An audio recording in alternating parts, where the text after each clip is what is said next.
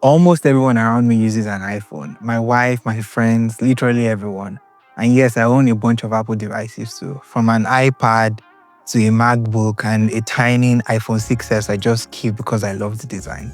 But when it comes to my main phone, it's always going to be a Pixel for me, at least for now. Since I got my first Pixel device, the Pixel 5 in 2020, I've used the 7 Pro, 8 Pro, and now the brand new Pixel 10 Pro XL.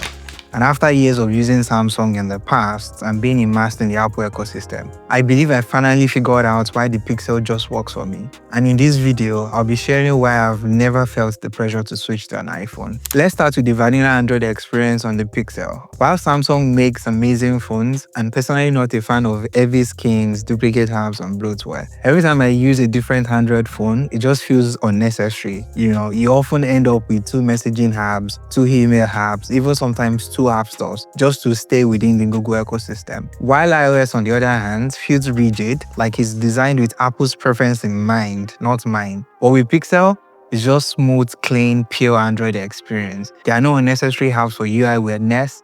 The latest Android 16 feels lightweight and intentional, and it lets me customize what I want, from widgets to home screen, and even AI wallpapers without feeling bloated, if you see what I mean. So for me, this balance of simplicity and control is one of the biggest reasons I stick with the Google Pixel. 2. The camera just works. It's been Pixel's distinction for years, and the 10 Pro just reinforces it. What I love is not having to worry about ISO, aperture, or white balance. I can just aim, tap, and shoot, and the photo comes out looking fantastic. I took so many photos on my trips last year that I found myself reaching for my Pixel more than my mirrorless camera. It's just convenient to get a great shot on the fly. Like this one I love so much that I had to print and hang on my wall. The portraits have natural depth, and it's a big deal for me that the skin tones are so accurate as a person with dark skin. The low light photos from night side still amazes me, and the consistency is just unmatched. And now, I'll admit that the iPhone still has the edge when it comes to video, especially with portrait video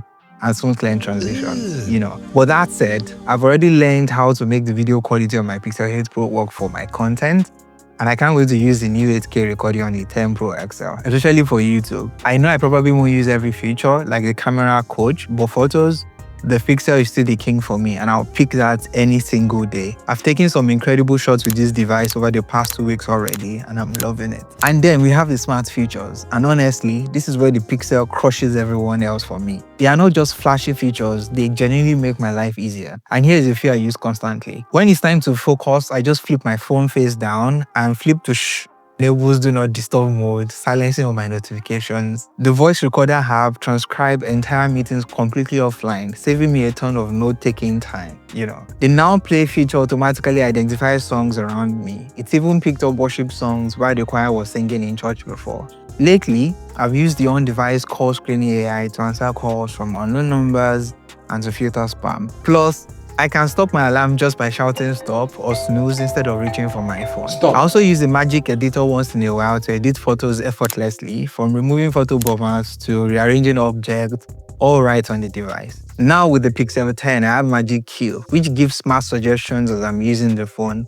It's the little things that really adds up for me, like getting relevant weather alerts when I'm heading to a new country, or being able to control my home smart devices seamlessly. Honestly, this is where Apple is still playing catch up. Pixel smart features make life smoother for me without ever feeling gimmicky. Another thing that quietly makes the Pixel even better over time is Pixel drops. Every few months, Google rolls out new features that make the phone smarter without the need for new hardware, It's like getting mini upgrades several times a year. And now in 2025, Google promises 7 years of software updates. That puts the Pixel right up there with iPhone in terms of longevity and support. Now, let me be sincere. Google Pixel isn't perfect, not even the 10 Pro I just got.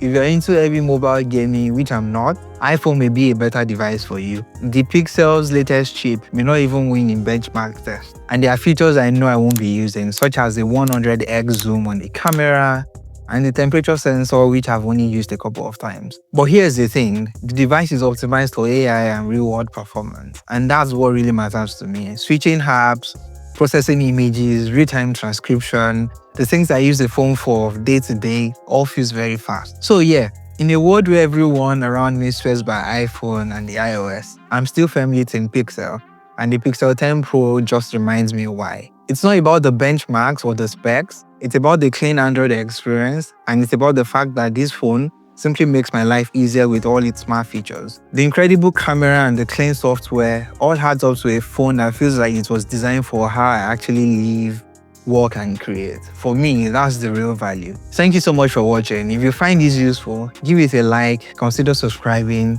and I'll catch you in the next one. Peace.